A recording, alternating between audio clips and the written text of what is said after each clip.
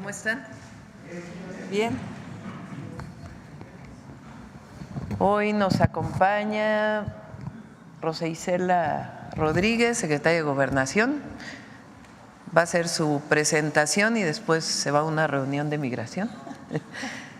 Está Pablo Gómez, el titular de la UIF. Siéntense, por favor. Gracias. Ernestina Godoy, consejera jurídica, y el ministro Saldívar. Y vamos a tocar varios temas. También está recuérdame tu nombre. Bulmaro Juárez, que nos va a presentar él el día de hoy la cápsula de Suave Patria al final de la conferencia. Bueno, entonces, antes de iniciar vamos a poner un muy rápido recordatorio de Lázaro Cárdenas, porque el día de mañana es su aniversario luctuoso, de unos minutos, y el general Lázaro Cárdenas.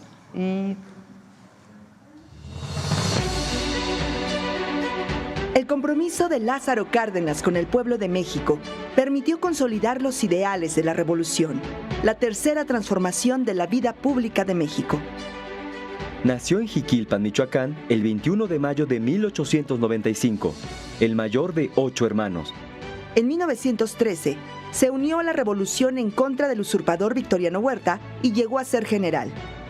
En ese trayecto, mostró las cualidades que con los años lo harían uno de los mejores presidentes de nuestra historia: valentía, lealtad, sencillez, austeridad y solidaridad. En 1928, Lázaro Cárdenas fue elegido gobernador de Michoacán y de inmediato aplicó medidas para paliar la desigualdad y la pobreza.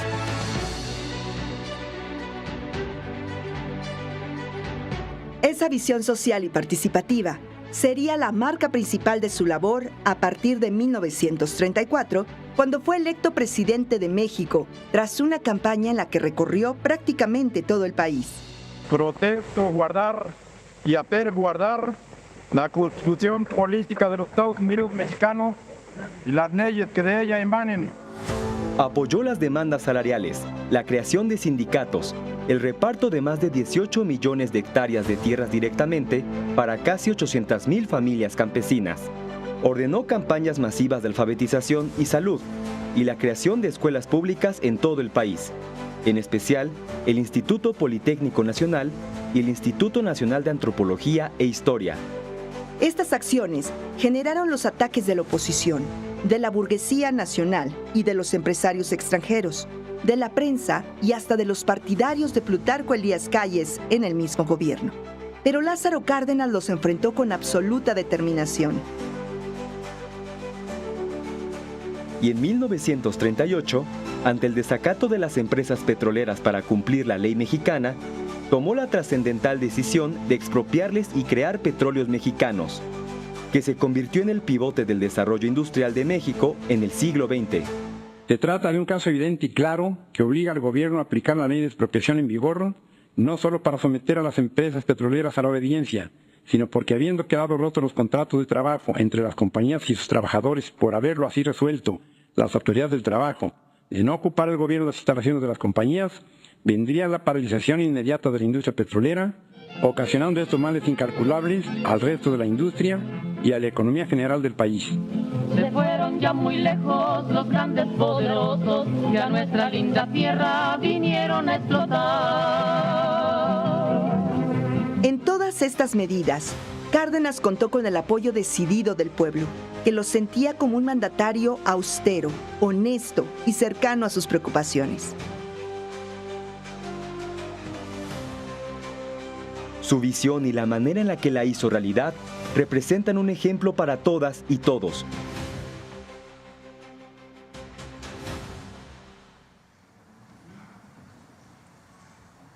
Gran presidente de México, el general Lázaro Cárdenas. Bueno, ahora vamos a seguir hablando del caso García Luna. Rosa Isela va a presentar las investigaciones que hay en México por parte de la Fiscalía General de la República Después Pablo Gómez nos va a presentar, a recordar las investigaciones que hizo la UIF, que también derivaron en carpetas de investigación. Y después vamos a hablar de esta resolución de una jueza que ordena bajar la publicación de la reforma al Poder Judicial a la presidenta. Y entonces Ernestina Godoy y el ministro Saldívar van a explicar por qué no tiene sustento esta solicitud que se está haciendo, no tiene ningún sustento jurídico, y vamos a hablar de ello. Y después pasamos a las preguntas y cerramos con la cápsula de Suave Patria. Adelante, Rosicela. Con permiso, Presidenta. Buenos días a todas y a todos. El contexto de este tema es que esta semana se confirmó que el ex secretario de Seguridad Pública de México y mano derecha del expresidente Felipe Calderón, Genaro García Luna, ayudó durante una década al cártel de Sinaloa a cambio de sobornos millonarios. Aquí está recordar que el juez de distrito de Estados Unidos, Brian Cogan, lo condenó a 38 años de prisión y le impuso una multa de $2 millones para participar en una empresa criminal continua por conspiración para la distribución internacional de cocaína, conspiración para distribuir y posesión con intención de distribuir cocaína, conspiración para importar cocaína y por hacer declaraciones falsas. Así, el Departamento de Justicia, la que sigue, el Departamento de Justicia de Estados Unidos dio los detalles en un comunicado emitido donde afirmó que el exfuncionario traicionó la confianza pública y a las personas que había jurado proteger. La que sigue. García Luna inició su carrera en 1989 en el Centro de Investigación y Seguridad Nacional en el CISEN, donde permaneció hasta 1999 y ejerció varios cargos, entre ellos subdirector y director de área, director general y coordinador general de inteligencia. Cuando era subdirector operativo de dicho centro, tuvo lugar el homicidio lamentable del candidato presidencial Luis Donaldo Colosio. El 25 de octubre de 2021, ya en esta época, la Comisión Nacional de Derechos Humanos emitió una recomendación para que se investigara este hecho. Y la Fiscalía General de la República inició la investigación correspondiente, logrando probar que existe evidencia material y prueba científica de que el 23 de marzo de 1994 en Lomas Taurinas, 2 personas accionaron en forma casi simultánea armas de fuego contra el entonces aspirante a la presidencia. El llamado segundo tirador, Jorge Antonio, fue detenido de forma inmediata y llevado entonces a la entonces Procuraduría General de la República en Tijuana, en donde fue rescatado directamente por García Luna. El 29 de enero de 2024, la Fiscalía General de la República, a través de un comunicado, dio a conocer que García Luna encubrió a Jorge Antonio, agente del CISEN, asignado a proteger al aspirante priista. Todas las pruebas aportadas por la Fiscalía General de la República, y en especial las de análisis de sangre, demuestran que en la ropa de dicho agente se halló el tipo de sangre de la víctima. Además, se encuentra debidamente probado que el CISEN mandó al acusado, a García Luna, al lugar de los hechos para después encubrirlo y sacarlo de Tijuana de manera urgente y subrepticia. Cabe señalar, para también contexto de este caso, que un juez, también integrante del Poder Judicial, negó a que se abriera esta carpeta de investigación y continuar con la investigación correspondiente. Estamos hablando del año 2024. Recordando también que la que sigue, García Luna fue designado en 1999 coordinador general de inteligencia de la Policía Federal Preventiva y en diciembre del año 2000, en el gobierno de Vicente Fox, se convirtió en el director de operación y planeación de la Policía Judicial Federal.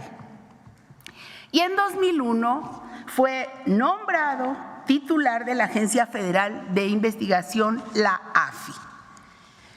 Ya con Calderón en 2006 se convirtió en secretario de Seguridad Pública Federal, cargo en el que se mantuvo todo el sexenio. En noviembre de 2013, García Luna se fue a vivir a Miami, Florida. Fue detenido en diciembre de 2019 en Dallas, Texas, y unos días después trasladado al Centro de Detención Metropolitano en Nueva York, donde hoy permanece, y su juicio duró casi 5 o 6 años. Decir, la que sigue, que entre las órdenes de aprehensión que hoy tiene la Fiscalía General de la República en contra de García Luna por delitos cometidos en México y que no tienen vinculación con el proceso penal de Estados Unidos, se encuentra la relacionada con su participación en la operación llamada Rápido y Furioso por el delito de introducción al territorio nacional de forma clandestina de armas, municiones, cartuchos, explosivos y materiales de uso exclusivo del Ejército, Armada y Fuerza Aérea o sujetos a control.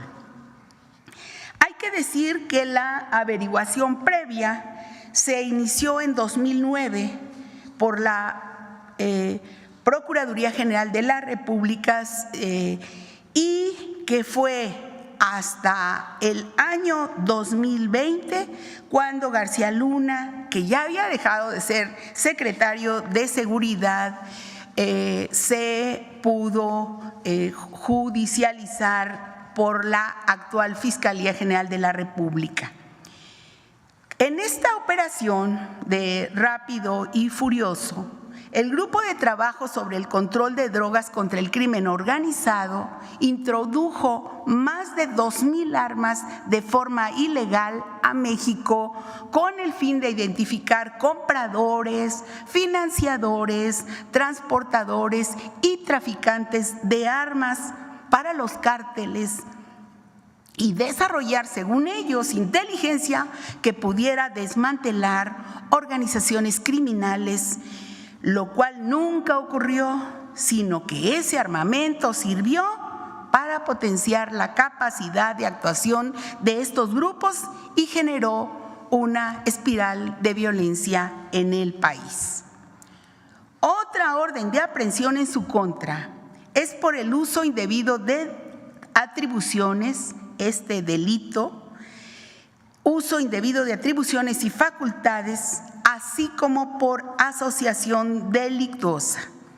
Esta investigación también la lleva actualmente la Fiscalía General de la República y se debe a que la Secretaría de Seguridad y Protección Ciudadana en el 2020 promovió una denuncia penal ante la Fiscalía, ya que García Luna promovió un proyecto para la construcción de 12 centros federales de readaptación social bajo el esquema de la participación con la iniciativa privada, logrando que se aprobara el 10 de diciembre de 2010 un presupuesto para la celebración de contratos que se adjudicaron de forma directa a empresas creadas entre julio y octubre de este año 2010, exprofeso para este fin. Y se hizo una justificación del proyecto ante la Secretaría de Hacienda para que el gasto por cada recluso se iba a reducir, lo cual no ocurrió y al contrario, subió en exceso 10, 15 veces más por preso y ya que al pagar un centro de reclusión semivacío, incrementó exageradamente este costo por interno, generando un quebranto a la hacienda pública. Y pues finalmente decir que ayer, antier, un tribunal de Estados Unidos sentenció a Genaro García Luna y con ello también quedan asentados sus vínculos con el crimen organizado. Y pues recordar que el presidente López Obrador desde esta tribuna denunció una y otra vez el involucramiento del secretario de Seguridad de Felipe Calderón con organizaciones criminales. Y el Poder Judicial de la Federación no quiso juzgarlo y en cambio liberó a su socia y le regresó las cuentas a su esposa. El expresidente Calderón le dio a García Luna un poder ilimitado. Su gobierno declaró ante el pueblo una guerra contra los criminales que dejó muchas víctimas inocentes. Y las investigaciones de la Fiscalía General de la República en contra de García Luna, como aquí vimos, continúan abiertas. Y también la recuperación de los recursos del pueblo de México que actualmente litiga el gobierno mexicano en Estados Unidos. Subrayar que actualmente el gobierno de México, las autoridades, han decidido siempre estar del lado correcto, del lado de los mexicanos, y estamos comprometidos con la cero corrupción, la cero impunidad y cero complicidad. Eso sería, Presidenta. Compañero Pablo Gómez.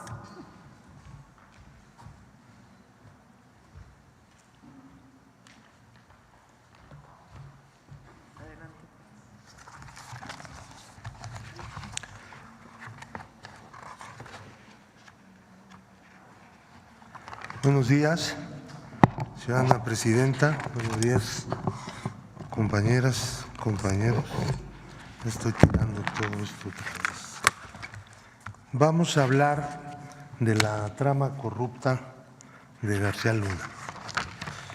Durante el periodo de 2009 a 2018, la Policía Federal, el CISEN y el ODAPRIS, que es el organismo de prisiones, otorgaron 30 contratos. García Luna, a través del tejido empresarial del Grupo Weinberg, encabezado por Mauricio Samuel Weinberg López y Jonathan Alexis Weinberg Pinto, obtuvo contratos por un total de $7.923.523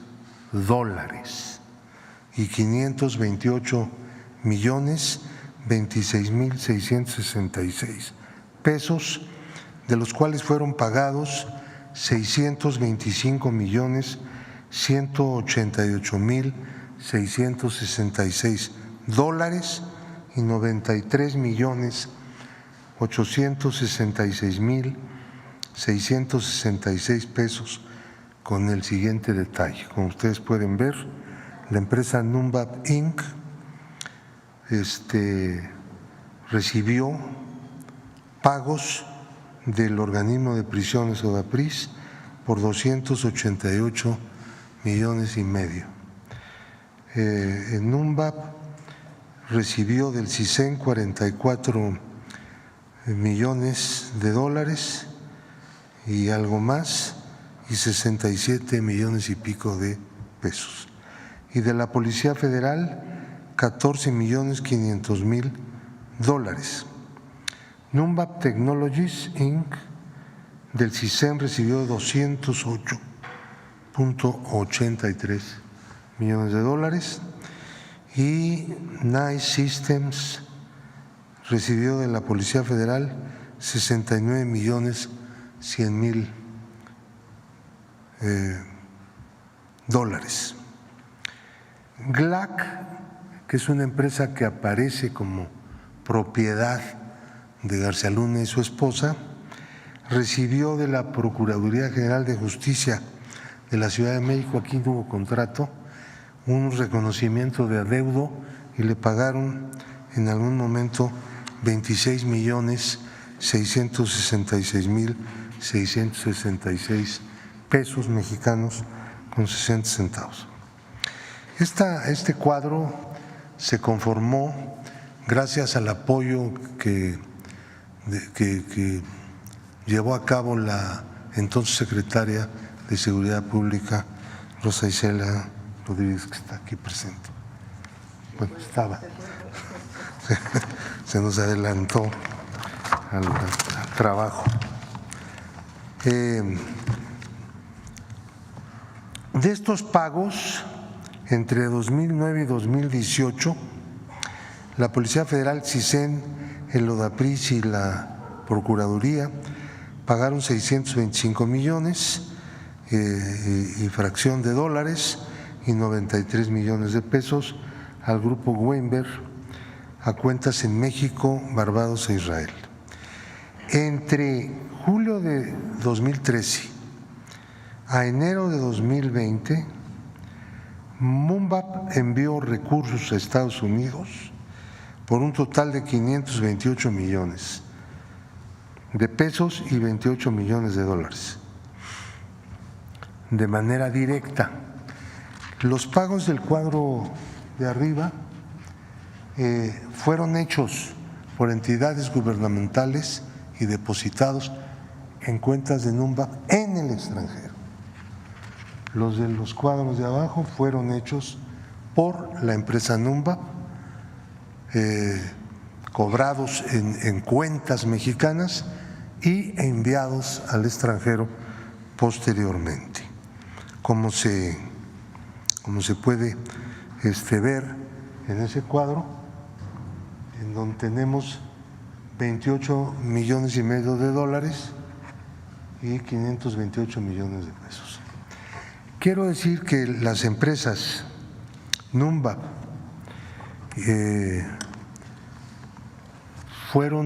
son constituidas en Panamá, no son empresas constituidas en el territorio mexicano, aunque operaron en México. Nunca pagaron impuestos en México y tampoco que se sepa en algún otro país. Esta es una red internacional de lavado que complementa la red de defraudación al Estado mexicano. Regresaron a México de cuentas del grupo Weinberg 189.801.468 dólares y a 109 beneficiarios, 82 empresas entre 2012 y 2020 por un monto de 182.543.823 dólares, 27 personas físicas entre 12 y 20 también en ese periodo por 7.257 de dólares, un total de 189.80 millones de dólares que volvieron al país en la triangulación que estuvieron haciendo. O sea, les pagaba el Estado mexicano sacaban el dinero al extranjero y una parte lo regresaban y lo entregaban a empresas que son pantalla, que son empresas de cartón. Muchos de ellos han sido considerados de esa manera como factureros por el sistema de administración tributaria, y algunas otras empresas existen, aunque no tienen un funcionamiento normal. También hay 27 personas a las que físicamente se les hicieron pagos. Ahora, veamos un detalle.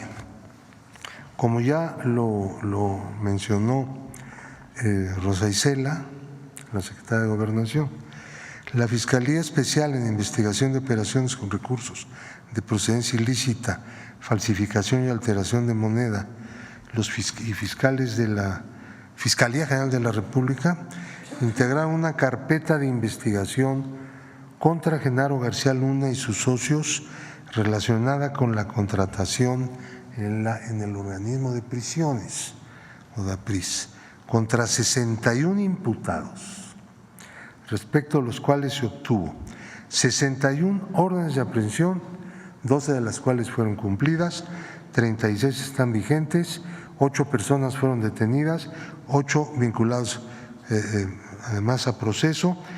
El Estado mexicano está en espera del proceso de extradición de Jonathan Alexis Weinberg Pinto, detenido el 31 de diciembre de 2023 en Madrid como posible responsable del tejido empresarial del grupo Weinberg, que fue el que utilizó a García Luna para poder conseguir los contratos. Primero daba él los contratos a través de otros funcionarios que ya están sometidos a proceso, y después que dejó de ser servidor público los conseguía, ya en el sexenio de Enrique Peña Nieto.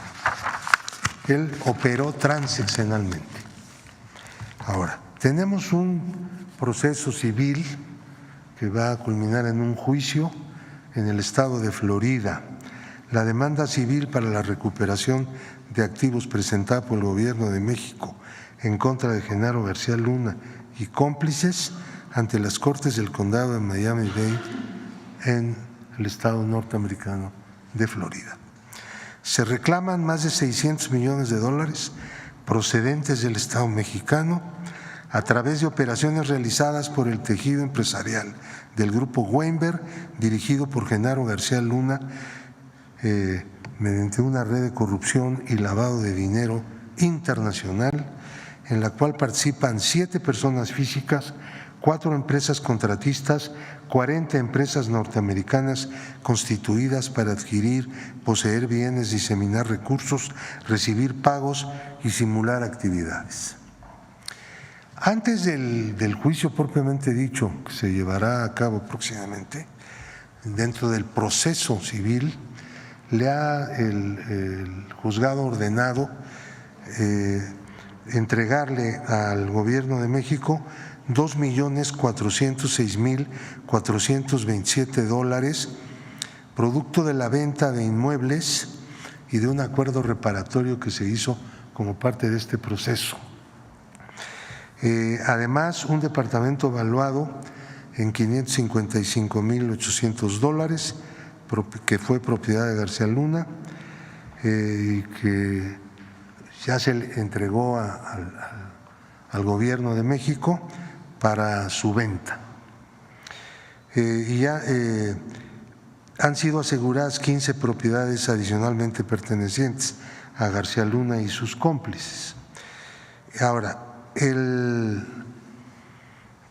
esto se adelantó, no hubo necesidad de concluir el juicio porque García Luna se negó a comparecer en el juicio personalmente y su esposa también, y fueron declarados en rebeldía, y entonces los bienes que estaban a su nombre, los que conocemos puesto que ha sido una investigación que pues es muy complicada, pero tuvo algunos avances. Esos pues ya han estado siendo adjudicados al gobierno de México y han sido regresados y entregado el dinero conforme ha ido vendiendo los inmuebles a la tesorería de la Federación. Muchas gracias.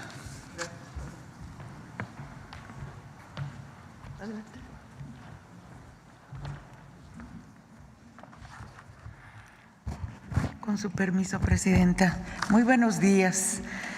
Vamos a explicar de manera muy general, tratando de no complicar, este tema de la actuación que han tenido distintos jueces, sobre todo jueces de distrito, emitiendo resoluciones de suspensión en todo el proceso, en las distintas etapas que ha tenido la reforma al Poder Judicial. Desde la presentación de la iniciativa lo intentaron con suspensiones, jueces de los estados, son jueces de distrito, ¿no?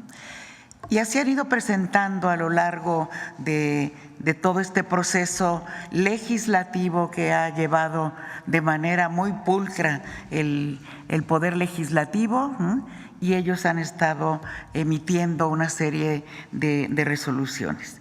El caso que nos ocupó ayer, según los medios, es que le están pidiendo a la presidenta eliminar la publicación en el Diario Oficial del decreto por el que se reforman diversas disposiciones constitucionales en materia del Poder Judicial.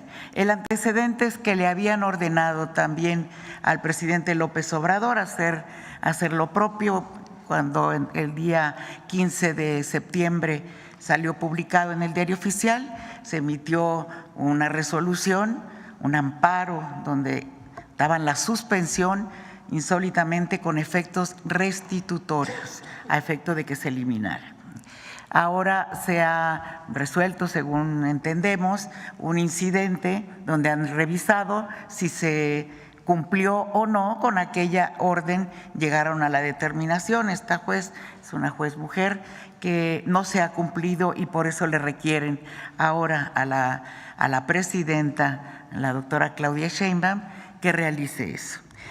Hay una serie de argumentos jurídicos por los cuales es totalmente improcedente lo que están ordenando los jueces. Solo les voy a decir algunos de manera muy rápida, ¿sí? Uno es una facultad soberana del constituyente permanente exenta de revisión judicial. El artículo 135 de la Constitución establece que ésta puede ser adicionada o reformada por el Congreso de la Unión por la aprobación de 2/3 partes de sus integrantes, así como la mayoría de los congresos locales. Esto es una facultad soberana y originaria conferida al constituyente permanente. No en todos los estados está esa posibilidad, en México existe. Es el órgano depositario de la soberanía popular a través de los representantes, con lo cual el Poder Judicial no tiene ninguna injerencia. No existe en nuestro sistema jurídico una disposición constitucional o legal que otorgue al Poder Judicial de la Federación o a cualquier otro ente facultad para cuestionar, revisar o anular la labor del órgano revisor de la Constitución. Por el contrario, la normatividad prevé expresamente la improcedencia de juicio constitucional, de los amparos y demás, en contra de las adiciones o reformas a la Constitución. Un juzgador, por lo tanto, no se puede autofacultar para someter a revisión jurisdiccional una reforma constitucional. porque más allá de sus atribuciones expresas, implicaría ponerse por encima del órgano revisor, erigiéndose en la máxima autoridad del Estado mexicano y desconociendo el postulado del constituyente originario, según el cual la soberanía nacional reside esencial y originalmente en el pueblo y no en un juzgador de distrito, ¿sí? La actuación de estos jueces usurpa atribuciones que le fueron conferidas al poder reformador, que es la máxima expresión. Aunado a lo anterior, pretenden suspender un procedimiento que vulneraría el pacto federal. Es el pueblo quien ejerce la soberanía por medio de los poderes de la Unión. En ningún caso las determinaciones de uno o de otro poder pueden contravenir las estipulaciones que les da al pueblo de México, ¿sí? Resulta pues inverosímil que un juez de distrito no solo pretenda intervenir y limitar las facultades constitucionales del Congreso, sino además incluso de los congresos estatales que forman parte del constituyente permanente, ¿sí? Miren, ellos mismos, ellos saben, son constitucionalistas, son peritos en derecho y saben que la propia Suprema Corte de Justicia, en múltiples criterios, sentencias, hay jurisprudencia, ha negado la posibilidad de que se revise una reforma constitucional. Está clarísimo, lo dicen, no es susceptible de control jurisdiccional una reforma constitucional, ya que se encuentra en sí misma el tema constitucional, ¿sí? La labor del órgano reformador de la Constitución constituye una función soberana, no sujeta a ningún tipo de control externo. Todo está, todo lo tenemos desarrollado y esto, quiero decirles también, hay un claro conflicto de interés, por si no fuera suficiente ya que están desobedeciendo a la propia Constitución. No lo explico, es clarísimo, ¿sí? Es obvio el conflicto de interés que tiene. Es un caso sin precedentes, ¿sí? Se hará, hasta donde la presidenta ha informado, una denuncia ante el Consejo de la Judicatura para que revise. Tienen que revisar este Consejo de la Judicatura la actuación de los jueces de distrito que están contraviniendo la Constitución, sus propios criterios, sus propias jurisprudencia, y que determine el Poder Judicial si están actuando o no bien estos jueces de distrito que pretenden erigirse por encima de la soberanía del pueblo de México y del poder reformador que está en el Congreso. Con eso me quedo, porque es mucho más complicado, pero de manera general. Gracias. Así, presidente. Rapidísimo. Sí. Con su permiso, presidenta, muy buenos días. En complemento a lo que ya ha dicho la consejera jurídica, simplemente señalo lo siguiente. La Constitución y las leyes también obligan al Poder Judicial Federal. Es un poder constituido que no está exento de actuar en el ámbito de sus competencias. Todas estas suspensiones que se han venido otorgando son abiertamente contrarias a derecho. Primero, porque hay una disposición en la Ley de Amparo que con claridad establece que el amparo no procede en contra de reformas constitucionales y las y los jueces la han inaplicado de manera automática. En segundo lugar, porque tampoco procede la suspensión en contra de un proceso legislativo, mucho menos de un proceso de reforma constitucional como pretendieron. En tercer lugar, porque una suspensión no puede tener, en casos como este, un efecto restitutivo, que es invalidar o quitar una publicación en el Diario Oficial.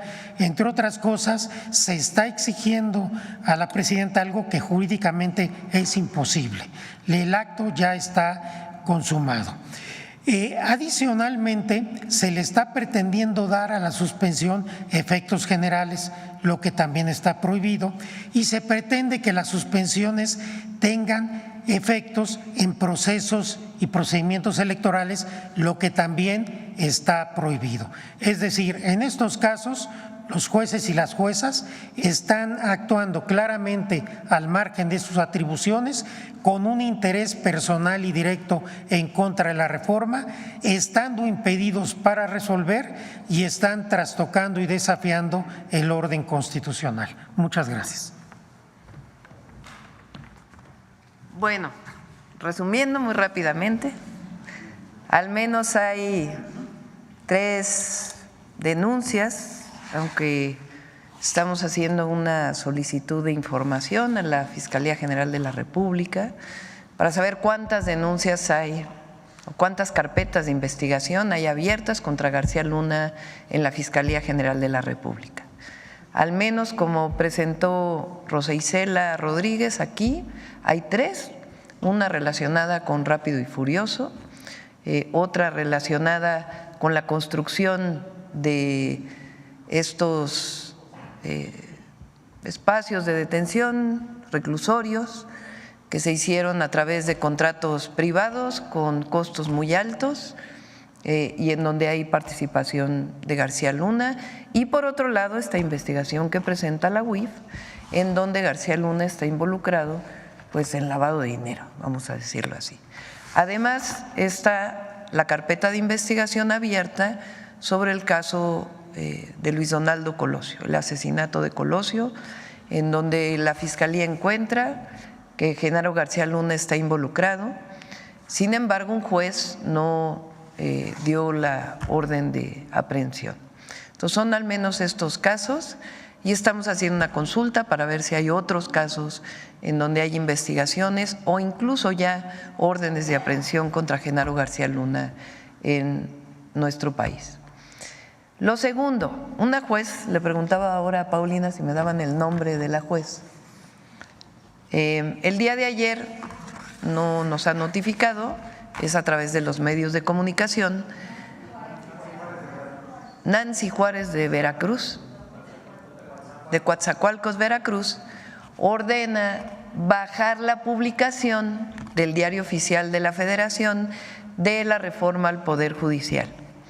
Y ahí dice que si no se hace eso, se dará vista al Ministerio Público y que el delito para la presidenta, porque es un amparo, dentro de un juicio de amparo, son 9 a no sé cuántos años de cárcel. Entonces, ¿cuánto? 3 a 9 años de prisión. Entonces, en el primer caso es muy importante lo de García Luna, porque hay temas jurídicos, denuncias contra el criminal Genaro García Luna en México. Y lo segundo, la explicación que dan Ernestina Godoy y el ministro Saldívar, es que la juez no tiene ninguna atribución para solicitar que se quite del Diario Oficial de la Federación esta publicación. Primero, porque no tiene atribución, porque una juez no está por encima del pueblo de México. Y segundo, porque jurídicamente no tiene ningún sustento lo que está haciendo. Y tercero, porque es el Poder Legislativo quien ordena al presidente, el entonces presidente Andrés Manuel López Obrador, la publicación en el Diario Oficial de la Federación. Entonces, no vamos a bajar la publicación, número 1, y número 2, vamos a hacer una denuncia de esta juez ante el Consejo de la Judicatura. Ya sabemos que el Consejo de la Judicatura no necesariamente está haciendo su trabajo, pero de todas maneras no queremos que quede en la impunidad, queremos que quede un antecedente de que hay una juez que por encima de su función está pidiendo que se baje una publicación que se hizo a partir de un proceso legislativo de cambio constitucional que está establecido en la propia Constitución y que deriva de la voluntad del pueblo de México expresada en las urnas el 2 de junio del 2024. Entonces, esos dos temas queríamos plantearles. Ahora sí, pasamos a las preguntas. Vamos de nuevo a la primera fila, pero acá. Muy buenos días, Presidenta. Ramón Flores, del Centinela Informa, de Humanoid y funcionarios que la acompañan. La verdad es que nos urgía llegar aquí a la mañanera porque para mí es una pena el haber escuchado cómo ayer le matizaron la información varios periodistas y también la publicaron aquí en El País diciendo que el juez Brian Cogan había comparado a Genaro García Luna con el Chapo Guzmán. La verdad es que nosotros estuvimos presentes ahí en el juicio, bueno, en el juicio ya de la condena, y él nunca comparó a Genaro García Luna con el Chapo Guzmán. Le voy a decir textuales sus palabras del juez Brian Cogan, donde después de que termina de leer su carta Genaro García Luna, en unas breves palabras de su abogado César de Castro, pues la verdad es que el rostro del juez Brian Cogan se descompuso y le dijo, usted, prácticamente le dice cínico, porque le dice, usted es capaz de estar en la iglesia los fines de semana y saliendo de la iglesia a estar negociando con los narcotraficantes. Le dice, yo entiendo que usted me dice que es un padre de familia, que fue muy educado, pero su carta no me conmueve, porque aparte usted dejó que creciera el Chapo Guzmán, que se expandiera el Chapo Guzmán, que se fortaleciera el Chapo Guzmán, le dio la espalda a la sociedad mexicana como secretario de Seguridad Pública y remata diciendo esto, usted no es como el Chapo Guzmán, usted es peor que el Chapo Guzmán. Entonces, esa declaración la matizaron. La verdad es lamentable que haya habido, le llaman vacas sagradas del periodismo ahí en ese juicio, y matizaran diciendo que había comparado el juez Brian Cogan a Genaro García Luna con el Chapo. Nunca lo comparó, le dijo que era peor.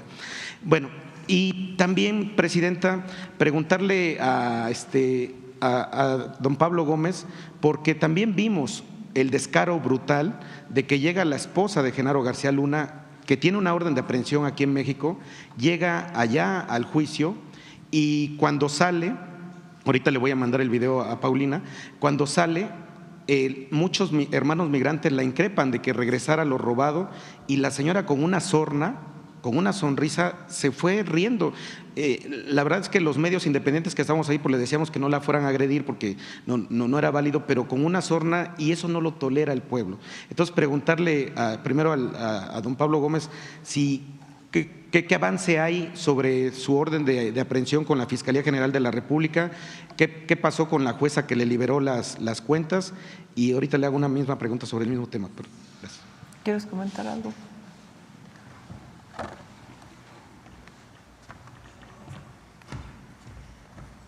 Gracias, con permiso. Sí, la orden de aprehensión contra García Luna y contra la esposa de García Luna es un proceso ya abierto que tiene a una gran cantidad de personas que están involucradas en ese procedimiento, que tienen orden de aprehensión. Hay varias personas que están en la cárcel por ese motivo. ¿Qué procede? Solicitar la extradición. Solicitar la extradición de todos los que están en Estados Unidos, empezando por García Luna y su esposa. El hecho de que García Luna esté en la cárcel no quiere decir que no haya que solicitar la extradición, porque una persona puede abandonar la cárcel por cualquier motivo, y en ese momento se aplica la extradición y el gobierno de Estados Unidos estaría en condiciones y con la obligación de enviar a México a esta persona cuando eventualmente abandone la cárcel. En cuanto a su esposa, pues inmediatamente deberían extraditarla. En cuanto a la jueza que quitó de la lista de personas bloqueadas a la esposa de García Luna, pues ustedes saben que no proceden, se los voy a decir con sinceridad, las quejas contra los jueces prácticamente son excepcionalmente proceden. Y siempre hemos presentado quejas, siempre hemos presentado recursos de revisión y siempre hay una negativa porque pues están en connivencia permanentemente. No por nada se hizo la reforma judicial más grande de la historia de México. Gracias. Y, Presidenta, sobre el mismo tema, sobre la declaración del juez Brian Cogan, donde dice que Genaro García Luna es peor que el Chapo Guzmán, preguntarle en concreto, ¿es un mensaje también directo para los próximos funcionarios públicos en este país saber en dónde pueden terminar si ellos se coluden con el narcotráfico o con el crimen organizado? Sí, y no se requiere necesariamente de un juzgado de Estados Unidos. Es decir, la cero impunidad es la cero impunidad. A delincuentes y a quienes engañan al pueblo de México diciendo que desarrollan una función cuando en realidad están en contra. Ahora, el tema también es que ayer, qué bueno que mencionas esto porque no se conoce, qué bueno que pudiste tomar la palabra y que mencionas que estuviste en el juicio y lo que realmente dijo el juez. Porque ayer en varios medios, ahora resulta que García Luna no, quién sabe por qué lo sentenciaron después de 5 años de juicio. Ahora resulta que no hay pruebas y salen colaboradores del gobierno de Calderón o parte de su gabinete diciendo que no saben por qué García Luna fue sentenciado, cuando hay pruebas de personas, una embajadora, incluso hay un general y hay otras personas que le dijeron a Calderón que lo que estaba ocurriendo y la colusión con los delincuentes. Pero además, como si el juicio de García Luna en Estados Unidos no hubiera tenido la suficiente información, cruce de pruebas, cruce de testigos como para declararlo culpable, y las palabras del juez. Y además, ayer también, o antes de ayer, otros periodistas, porque también hay que hablar de quien así lo hizo, el montaje de Florence Cassés es previo, es cuando él era director de la Agencia Federal de Investigación. El invento de supuestamente bandas de secuestro, la denuncia que hicieron periodistas en aquel entonces, las amenazas de García Luna contra estos periodistas, por ese montaje en donde también participó un conocido conductor. Así es. Son previas a que Calderón lo nombre como secretario de Seguridad. Entonces ahora resulta que es una víctima. Calderón sabía.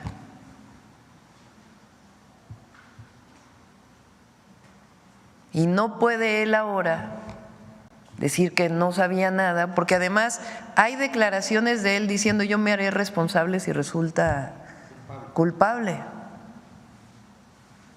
Y entonces cargan ayer un montón de exfuncionarios diciendo que García Luna es inocente.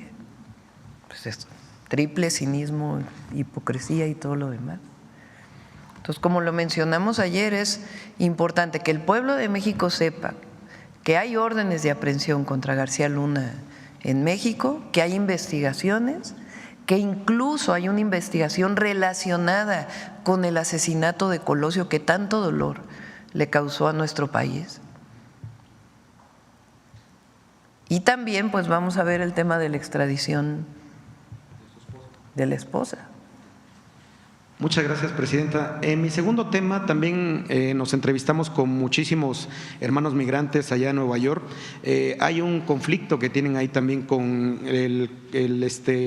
el consulado y se acercaron muchos migrantes a quererle hacer una propuesta a usted, presidenta, a través de un servidor, de que ellos quieren destrabar el conflicto, de que a veces quieren tramitar su pasaporte, su INE, su acta de nacimiento, su matrícula consular y no les dan la información adecuada y luego dicen que los funcionarios del gobierno de la 4T son los que no los atienden. Entonces hubo un grupo que platicó conmigo y me dijo que le hiciera llegar esta propuesta de que por qué no el gobierno hace un convenio con la UNAM, un ejemplo, de que por ejemplo los licenciados en Ciencias de la Comunicación, en vez de ir a hacer servicio a algún otro lado, lo hicieran en los consulados para que le pudieran brindar, no quiero ocupar la palabra ignorancia porque todos somos ignorantes en ciertos temas, pero porque muchos hermanos migrantes ignoran cómo hacer sus trámites para el acta de nacimiento, para la credencial de elector, para el pasaporte, y luego afuera de los consulados hay veces que hay abusones que les dicen: ¿quieres que te tramite tu acta de nacimiento? Pues te cobro tantos dólares. ¿Quieres que te tramite tu credencial de elector? Tantos dólares. Entonces ellos decían que si su gobierno podría proponer que cada sábado en cada consulado pudieran darles alguna orientación de cómo hacer sus trámites a los hermanos migrantes para que no tuvieran tantos conflictos con los funcionarios allá en Estados Unidos. Se va a modificar la manera en que operan los consulados. Esa es la principal función del canciller. Está trabajando en ello, en varios sentidos. Uno, hay muchos trámites, como por ejemplo un acta de nacimiento. Son trámites que tienen que ver con los estados, no con la federación, porque los registros civiles tienen que ver jurídicamente con los estados. Entonces, lo que estamos trabajando también pues es la coordinación de las 32 entidades de la República con el sistema consular para poder facilitar la expedición de actas de nacimiento, actas de defunción o cualquier trámite que tenga que ver con el registro civil. Y además otros, por ejemplo, la emisión de la credencial de elector, pues tiene que ver con el Instituto Nacional Electoral y el consulado facilita el espacio para que se dé, pues esto tiene que simplificarse. Entonces, no es responsabilidad de nuestros hermanos migrantes, no es responsabilidad de nuestros paisanos y paisanas que viven del otro lado, el que la atención no sea correcta, es responsabilidad de los consulados. Entonces, por eso tiene que modificarse la forma de atención de los consulados, en donde su principal función sea la atención a las y los mexicanos que viven en particular en los Estados Unidos, pero no solamente. Entonces, está trabajando en ello el secretario Juan Ramón de la Fuente y ya va a venir aquí para poderlo presentar, pero tenemos también que avanzar en la facilitación de trámites para que pueda ser mucho más fácil el acceso a todo lo que requiere un mexicano o mexicana que vive en el exterior. Okay. Y por último, presidenta, yo soy originario de un municipio que se llama Río Blanco, Veracruz.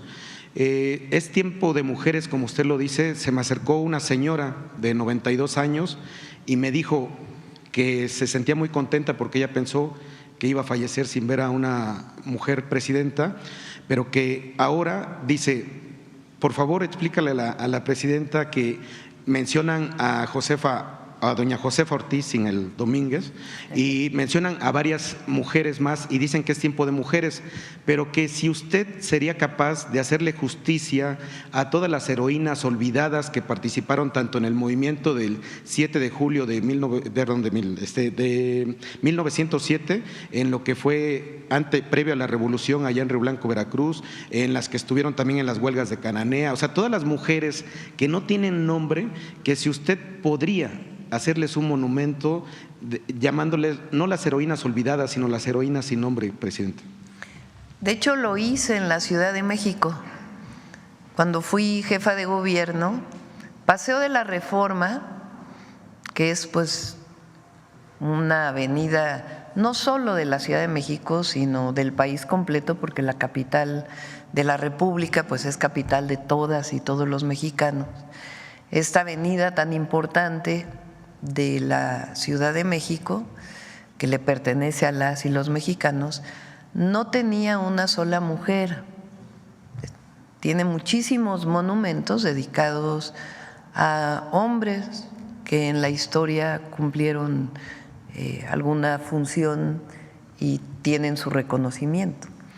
Entonces, como primera jefa de gobierno electa, dije, vamos a hacer el Paseo de las Heroínas en Paseo de la Reforma, que va hacia el bosque de Chapultepec. Ahí hay 13 monumentos. Uno de los monumentos es a las heroínas anónimas, que no conocemos sus nombres, que hay que seguir investigándolas porque hay que conocer sus nombres, pero que han jugado un papel trascendental en la historia de México, en las 4 transformaciones y además apoyando a sus familias, porque esta idea de que a veces yo decía en los mítines, ¿quién le dio de comer a los revolucionarios? Pues una tarea tan importante como otras. Entonces, tareas que de alguna manera fueron orientadas a las mujeres, que no debería ser así, pero que las cumplimos durante muchísimos años, no son reconocidas como parte de la transformación de nuestro país. Entonces sí, y hay que seguir reivindicando a las heroínas anónimas. Acá. Buenos días, presidenta. Buenos días, compañeros. De Hidalgo, presidenta, preguntarle, pues está muy sonado el tema del Poder Judicial. Tengo esta pregunta para usted. En este esfuerzo de combatir la corrupción, pues el juez federal Gregorio Salazar Hernández sobreseyó la causa de Gerardo Sosa Castellán, quien fue acusado de lavado de dinero y delincuencia organizada, aún con pruebas de un daño de más de 58 millones de pesos a la máxima casa de estudios del estado de Hidalgo. Esto, ¿cómo considera esta decisión usted, que fue emitida antes de la apertura del juicio? Y pues, si usted cree que se siga reflejando la persistencia de la corrupción en el Poder Judicial. Por otro lado, mi otra pregunta es, considerando la magnitud del Centro de Reciclamiento de Economía Circular en Tula, el cual anunciaron en días pasados, ¿cómo se garantiza que la operación de las plantas recicladoras de residuos orgánicos y de materiales de construcción cumplan con los estándares internacionales de sostenibilidad? ¿Y qué impacto económico y ambiental se espera a corto y largo plazo para los hidalguenses? Bueno, sobre el primer caso, hay que conocer pues todo lo que sustenta y pues no se puede sobreseer un caso si tiene sustento, ¿no? Ahora es importante que se sepa que la reforma al Poder Judicial tiene varias etapas. Una etapa es con los jueces, magistrados, ministros y ministras federales. Bueno, ministras y ministros de la Suprema Corte solo son federales, pero magistrados y jueces federales. Pero la reforma establece un tiempo. ¿Cuál es la fecha límite?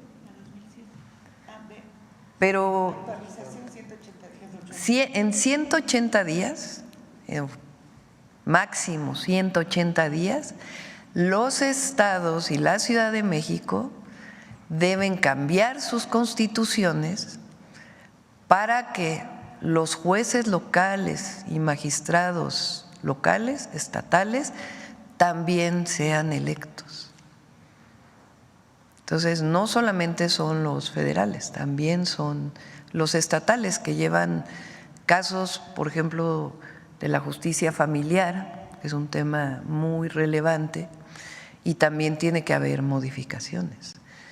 Entonces, la reforma al Poder Judicial va. Ni un juez, ni una jueza, ni 8 ministros pueden parar la voluntad del pueblo de México. La reforma va. Ya estamos preparando otro paquete de leyes secundarias muy importantes que se derivan de la reforma constitucional, desde la ley orgánica de la Suprema Corte de Justicia, para determinar además particularmente el Tribunal de Disciplina, para que tengan muy claras sus reglas y otras reglas, hasta muchas leyes que tienen que ver con los procedimientos. Recuerden que la reforma al Poder Judicial también establece tiempos, por ejemplo, para resolver un juicio mercantil o un juicio que tiene que ver con pago de impuestos.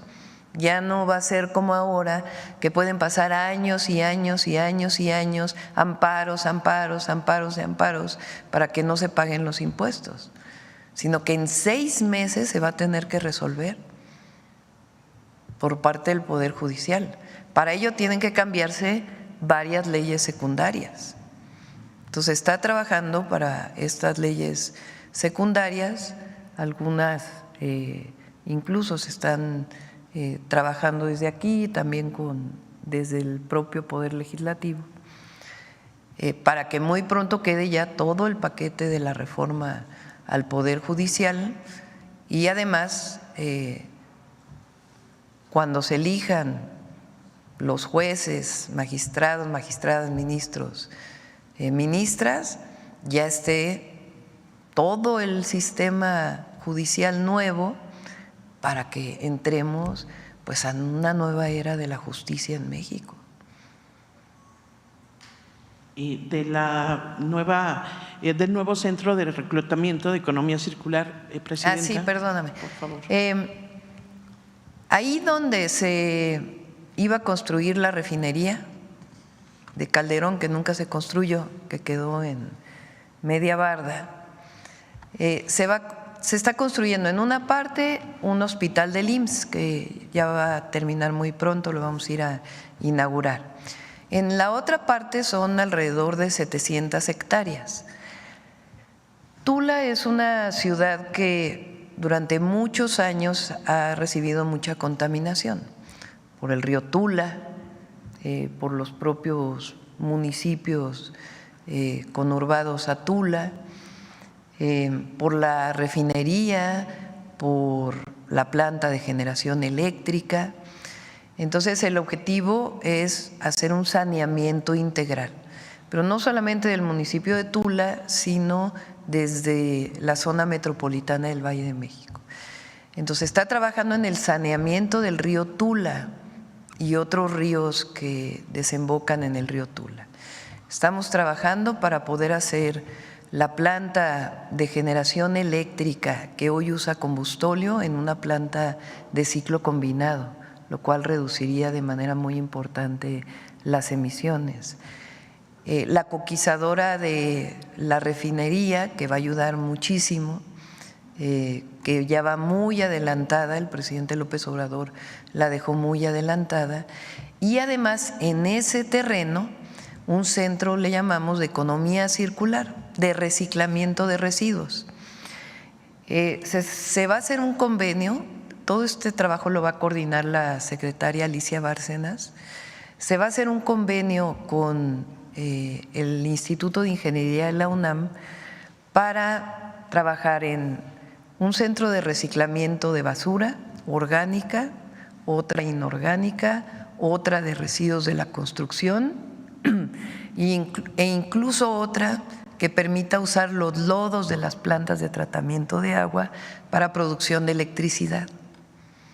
Entonces, justicia a toda esta zona de Hidalgo, y estamos trabajando muy bien con el gobernador y con la gobernadora Delfina y también con Clara, porque finalmente es un proyecto metropolitano. ¿En cuánto tiempo se podrá ver reflejado esta parte de...? Se están haciendo los estudios. Yo creo que los estudios para poder tener un proyecto ejecutivo definitivo estarán en el primer trimestre o finales del primer trimestre del 2025, y a partir de ahí ya se presentaría a la población de la zona metropolitana el proyecto integral y cuánto tiempo llevaría su construcción. Gracias.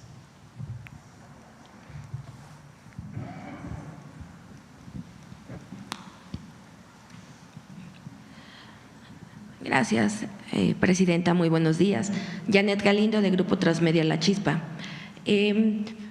Presidenta, dentro de esta llamada y de esta imposición que quiso hacer esta jueza de Veracruz, Nancy Juárez, también hace un llamado hacia la parte judicial y bueno, les dice que si en algún momento hay alguna respuesta, hace una invitación, dice que van a ir contra el expresidente Andrés Manuel López Obrador. ¿Cuál sería su opinión en este caso? Y pues también saber qué es lo que ha pasado con el juez César de Castro, que también fue quien… el abogado César de Castro, quien también quiso manchar el nombre del presidente. No sé, ¿cuál sería su opinión en torno a esto, presidenta? Pues es que no tiene sustento. Y además hay que repetirlo a los trabajadores y trabajadoras del Poder Judicial. Ellos no tienen de qué preocuparse, a menos que estén defendiendo algún privilegio en particular o algún negocio. Porque sus salarios, sus compensaciones, todo lo que cubre sus ingresos van a ser respetados. Así lo dice un artículo transitorio de la reforma en la Constitución. Un trabajador del Poder Judicial tiene su salario, su ingreso, vamos a ponerlo así, se compone de diferentes agregados. Entonces está el salario base y luego tiene una compensación por usted sabe más, sus bonos, sus complementos, nada de eso va a cambiar. Se les mantiene completo su ingreso. Ahora, ellos tienen acceso por su contrato colectivo a un seguro de gastos médicos mayores. Está en su contrato colectivo. Yo no estoy de acuerdo, pero está en su contrato colectivo y se tiene que respetar el contrato colectivo. Entonces, ¿por qué están protestando? Tienen derecho a protestar porque no están de acuerdo con la reforma que se hizo. México es un país libre, democrático y tienen razón. Pero si están protestando porque se van a afectar sus derechos laborales o sus ingresos, no tienen razón de ser, porque no se van a afectar. Entonces, esto es importante que lo conozcan todos los trabajadores del Poder Judicial. Ahora, si siguen en paro, a pesar de que el Consejo de la Judicatura ya dijo que tienen que regresar a trabajar, pues entonces que el Consejo de la Judicatura pues les aplique los descuentos que se tienen que aplicar porque alguien no vaya a trabajar. Ahora, que una jueza, por su propio criterio, que no tiene nada que ver con las leyes, con el Estado de Derecho que tanto se habla, sino por una ocurrencia quiere hacer algo contra un servidor público o exservidor público, contra el presidente Andrés Manuel López Obrador, el expresidente Andrés Manuel López Obrador, pues ¿con qué sustento? No, pues que no tiene sustento jurídico. No, es que no tiene sustento jurídico, hasta un golpe de Estado. Tiene que construirse, aunque no sea dentro de la ley, con una legitimidad, ¿Cuál golpe de Estado? La verdad. O sea, una jueza que por su invento le pide a la presidenta que quite del Diario Oficial de la Federación lo que al presidente le ordenó el Poder Legislativo después de un proceso electoral en donde el pueblo de México determinó la composición del Poder Legislativo y la Constitución y la Ley de Procedimientos Electorales. Ese Poder Legislativo, con todos los mecanismos de ley, cambia el Poder Judicial a partir de una iniciativa que envía el entonces presidente Andrés Manuel López Obrador, todo sustentado en la Constitución. Bueno, que una jueza tenga una ocurrencia. Y en un plazo de 24 horas, o sea. Por eso es una ocurrencia de una jueza que no tiene ningún sustento jurídico. Por eso le pedí a Ernestina, al ministro Saldívar, que explicaran por qué no tiene ningún sustento jurídico. Entonces, no vamos a bajar la publicación porque no tiene sustento jurídico. Y aunque el Consejo de la Judicatura no sancione a los jueces, vamos a presentar esta queja porque está fuera de sus funciones. Un juez, una jueza también tiene que cumplir con la ley, con la Constitución. Es más, esa es su función primordial. Entonces, por un amparo que hace una jueza, ahora resulta que hay un problema de un golpe de Estado. No, yo no lo veo así. Sencillamente, nosotros no podemos ir contra el pueblo de México, y eso está en el artículo 39 de la Constitución. Ok. Presidenta, y en otro tema, no sé si usted sepa, bueno, se logró el registro de la licenciada Cristina Alonso para liderar el Sindicato de Trabajadores Petroleros de la República Mexicana, pero resulta que es la única mujer y la única contrincante, sí, por decirlo así, de Ricardo Aldana. Entonces, pues ella hace un llamado también a todos los trabajadores a mantener la unidad y pues también pide que, como es tiempo de mujeres, que la apoyen los trabajadores y también hacia el secretario del Trabajo, lo único que les pide pues es que vigilen solamente el proceso.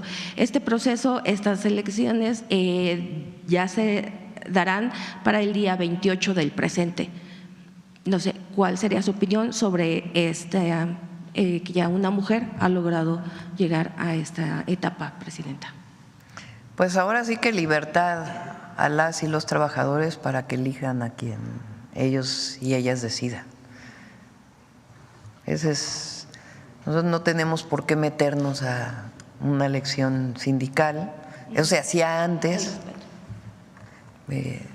pero no, esta es una decisión de las y los trabajadores petroleros. Muchísimas gracias. Acá que te había dicho antes, ¿eh? Sí. Ya vamos a ir cerrando.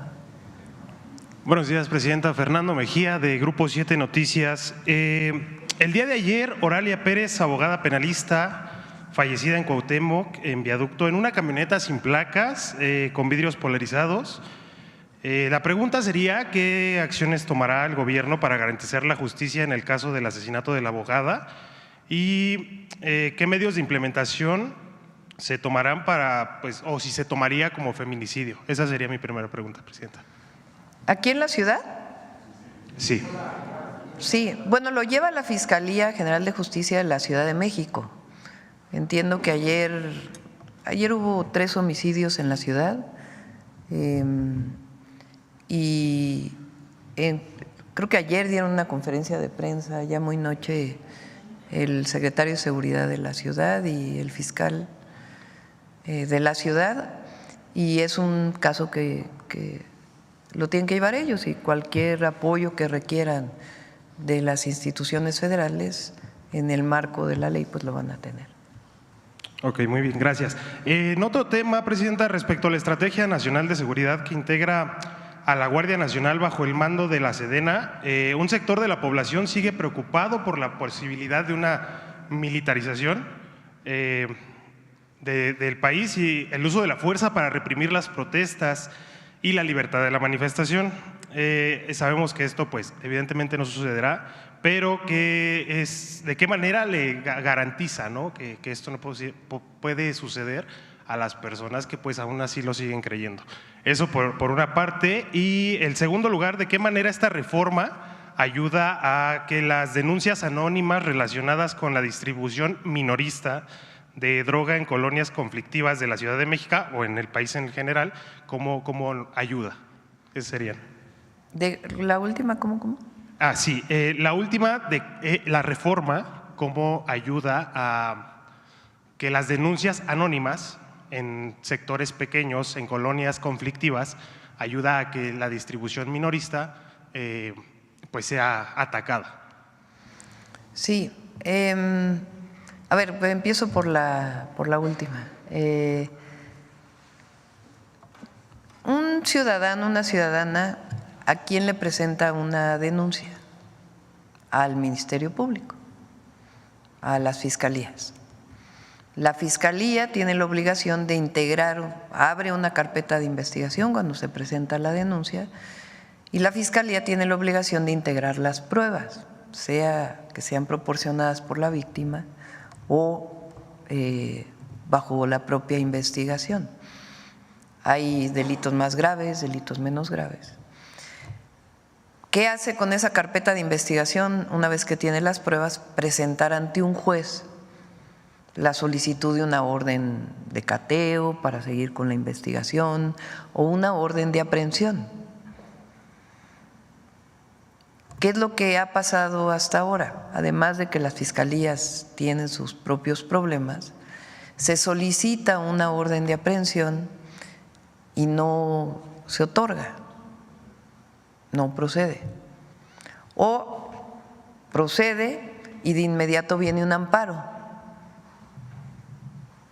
que de manera poco clara se otorga para poder liberar al delincuente, sea del fuero común o delincuencia organizada o delincuencia de cuello blanco u otro tipo, cualquier tipo de delito.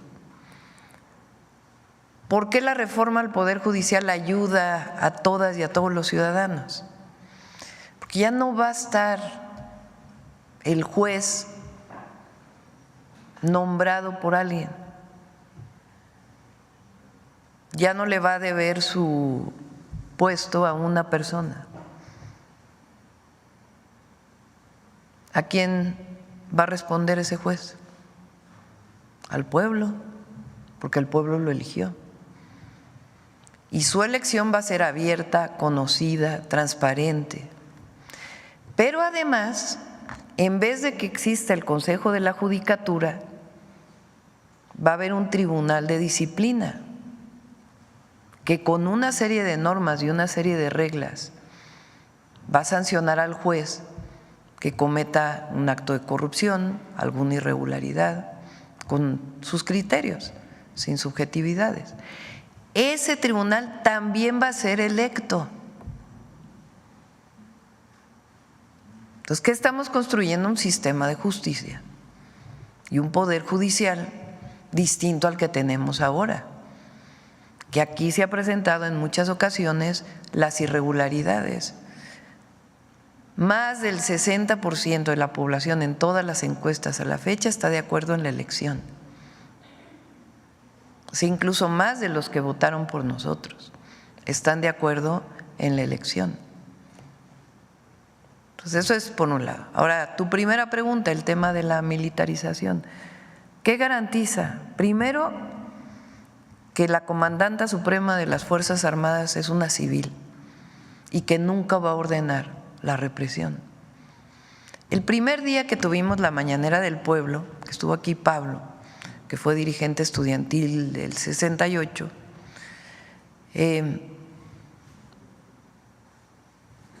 presentamos un decreto, una publicación que salió en el Diario Oficial de la Federación, en donde decíamos el máximo responsable de esa matanza del 2 de octubre fue el entonces comandante supremo de las Fuerzas Armadas. ¿Por qué? Porque él mismo reconoció y además se jactó de lo que ocurrió, de ordenar esa represión como único responsable, más allá de las investigaciones judiciales. Entonces, eso por un lado. Por otro lado, que estamos viviendo un proceso de transformación que busca la libertad, la democracia, que no queremos regresar al pasado represivo. Y tercero, el marco jurídico en el que actúa la Guardia Nacional o la propia Secretaría de la Defensa Nacional, la Secretaría de Marina o cualquier fuerza del Estado mexicano, que tiene que cumplir con el respeto a los derechos humanos. Entonces, no hay militarización. Muchas gracias. Ya nada más para finalizar, estos temas los abordo porque realmente creo que hay un gran sector de la población que aún está incisivo en esa parte y se cree que pues la militarización aún existe, ¿no? O va a existir. Ya nada más para terminar, ¿qué piensa con respecto a la división que existe dentro del PAN por la división con respecto a Genaro García Luna, con lo que se hablaba hace un momento, con respecto a que pues unos están a favor y otros totalmente se deslindan del tema de Genaro García Luna y de que pues el silencio del expresidente, ¿no? Bueno, no estuvo en silencio, ha estado muy comunicativo. Bueno, el silencio actual, ¿no? Bueno, ha estado muy comunicativo, la verdad. Ayer tuvo una entrevista con Ciro Gómez, después de su largo tuit tuvo una entrevista con Ciro Gómez Leiva. En su tuit dice que él nunca supo, pero que lo volvería a hacer, que nunca supo, pero lo volvería a hacer. Y después en esta entrevista pues sale esta cuestión de que Genaro García Luna es una víctima y que no hay pruebas, cuando ya fue sentenciado, ¿no? Entonces, por eso es importante lo que planteamos aquí. No solo es lo que el juicio en Estados Unidos, sino que aquí tiene cuentas pendientes con la ley García Luna, que tienen todo el sustento. Y una que no se quiso dar una orden por un juez de aprehensión, que está vinculado, fíjense nada más, está vinculado con el asesinato de Luis Donaldo Colosio.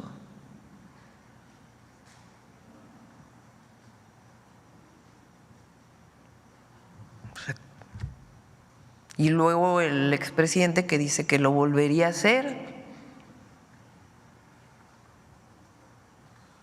cuando además él ya sabía, antes de asignarlo como secretario, del caso de el montaje de Florence Cassés y Vallarta se pide,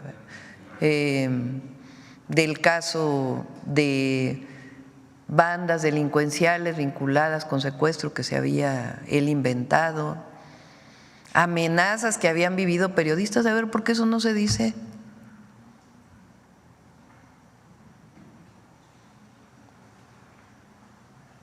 Entonces, no, sí ha estado muy comunicativo. El asunto es que la verdad es que el pueblo de México sabe.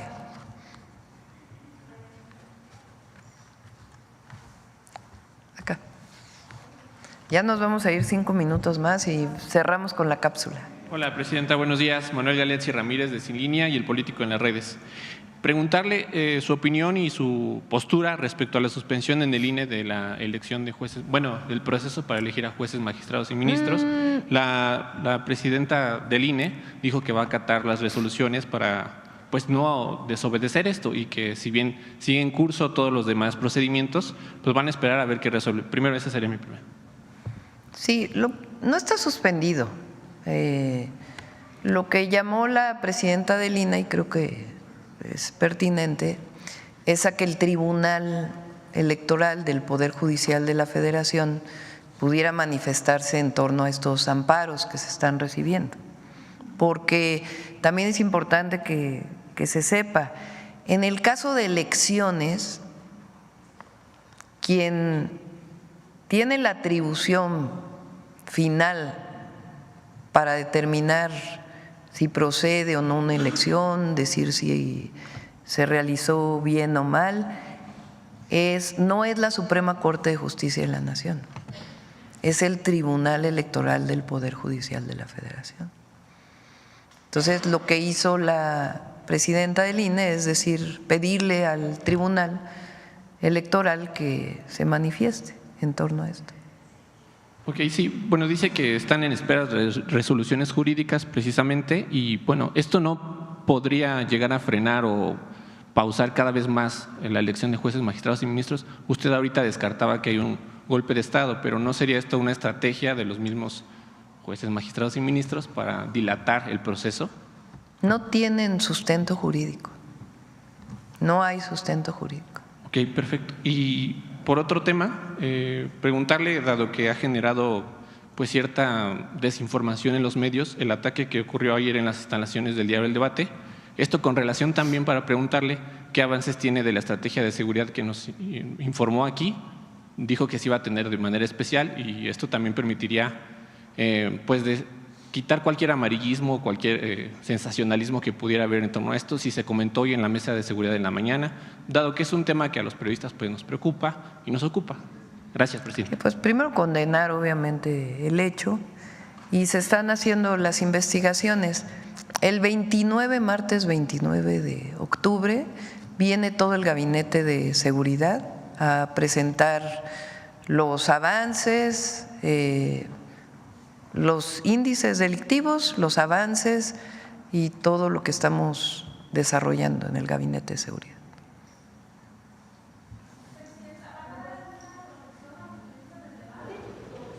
Si lo solicitan, por supuesto que sí. Vamos a estar en contacto con ellos. Gracias, presidenta. Esteban Durán, Vanguardia, Veracruz. Presidenta, volviendo al tema de la reforma judicial, ¿qué garantiza que estos cambios que están por llegar efectivamente se acabe la corrupción dentro pues, de este sistema? Porque es bien sabido que la corrupción empieza con los policías, cuando detienen a alguien ilegalmente, cuando revisan su vehículo, le revisan su mochila, le siembran droga, le siembran armas y ahí empieza ese penal para muchas personas, sobre todo para las madres, para las hermanas, para las hijas, que por estos motivos pues están sus familiares en las cárceles, están ilegalmente con carpetas fabricadas de delitos.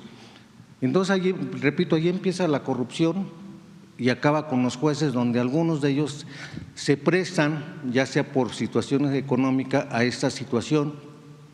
El expresidente Andrés Manuel López Obrador señalaba que la justicia está al mejor postor, quien tiene más dinero obviamente puede sacar a su familiar sin ningún problema de estas cárceles. ¿Qué garantiza esto, presidente, que efectivamente se acabe con esto? Porque la violencia, como usted lo manifestó, pues es contra las mujeres, contra las madres, contra las hermanas, contra las tías, etcétera, que ven con mucha pena, o sea, se acaban sus días ahí, se acaba su poca economía que tienen para poder recabar pues el dinero que les están exigiendo los abogados o pseudoabogados que se aprovechan de las circunstancias para pedirles dinero por cualquier cosa, por copias, por aquello, por lo otro. Igualmente, pues los jueces se ven involucrados en esas circunstancias.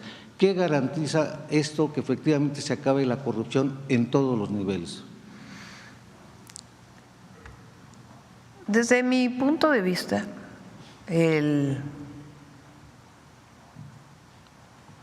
siempre es mejor que decida el pueblo, en el caso del Poder Judicial, a lo que hemos vivido durante todo este periodo.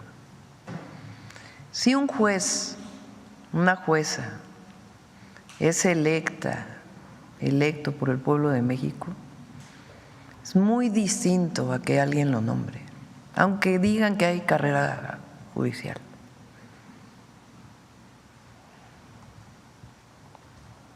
Porque la corrupción se da cuando actúas en la clandestinidad, cuando no hay transparencia, ni te debes al pueblo, al servicio público.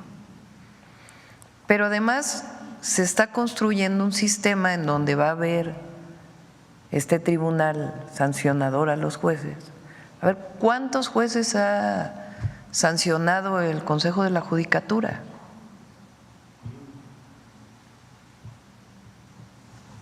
Entonces va a haber un tribunal que va a estar revisando con criterios, no se trata de que no tenga, por eso es la ley orgánica que se va a presentar, que tenga reglas, pero que sean sancionados frente a denuncia ciudadana o frente a la propia actuación de un caso.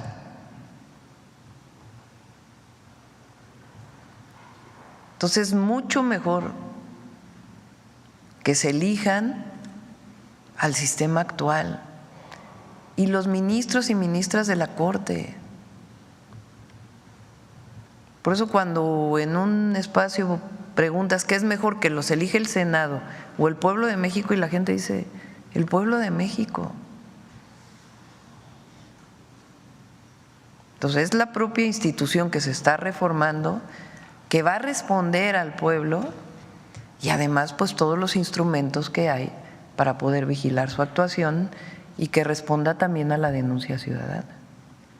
Sí, gracias, presidenta.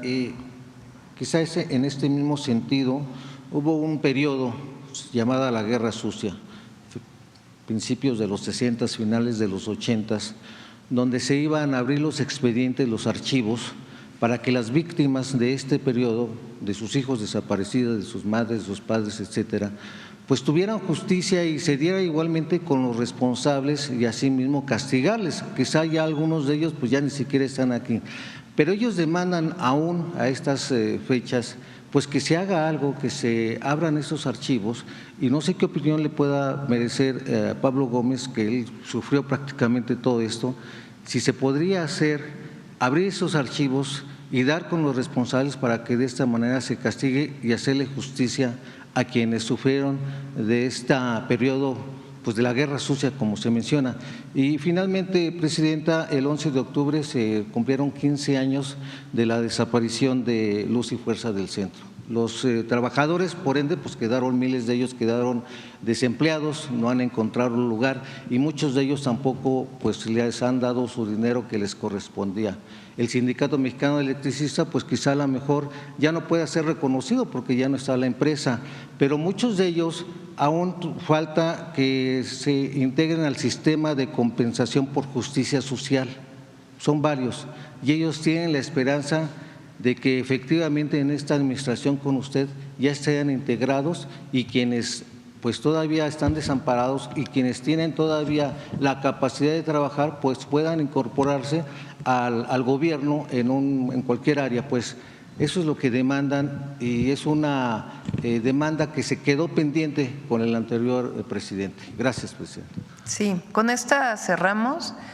En el primer caso se hizo una comisión de la verdad. Vamos a pedirle a Arturo Medina que pudiera venir a platicar los avances de esa comisión que se hizo con el presidente Andrés Manuel López Obrador.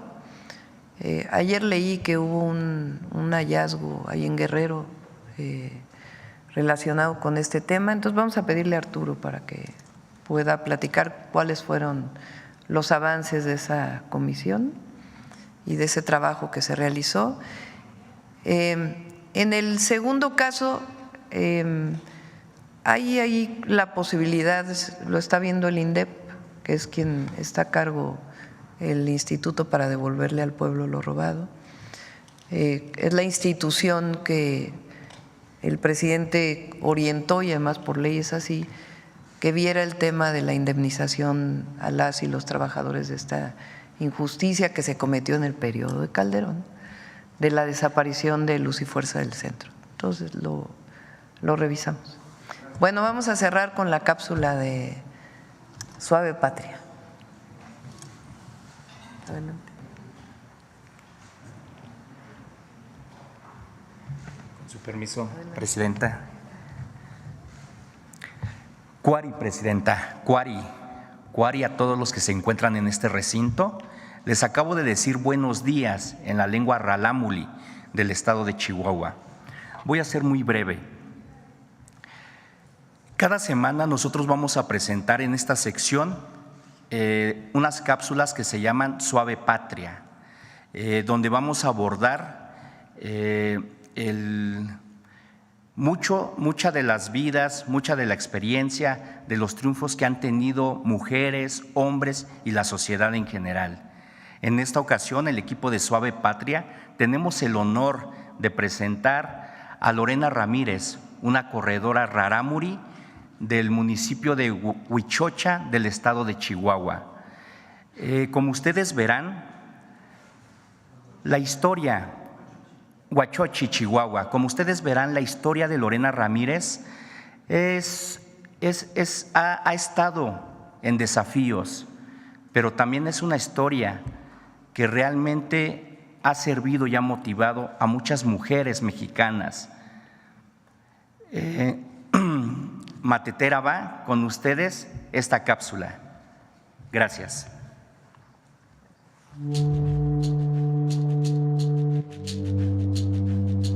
Yo me llamo Lorena Ramírez, soy ultramaratonista, yo vengo de la Sierra de Chihuahua.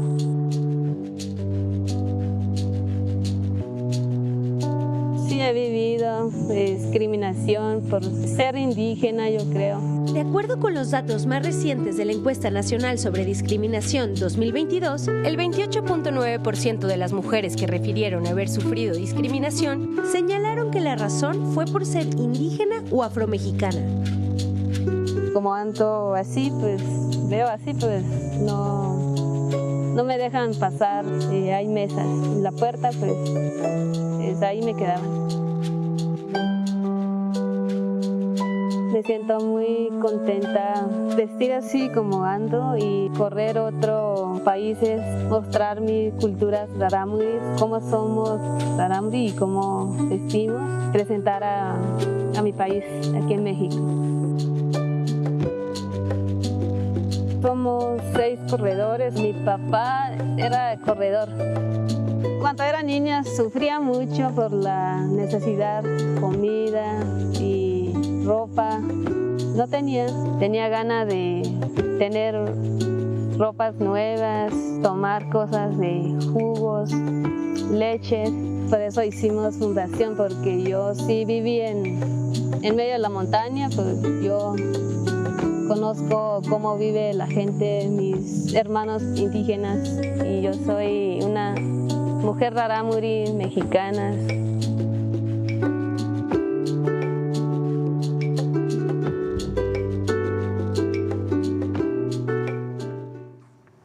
Muchas gracias a todas y a todos. ¿Van a ir a Tabasco? ¿Sí? Vamos a Tabasco. Hasta luego.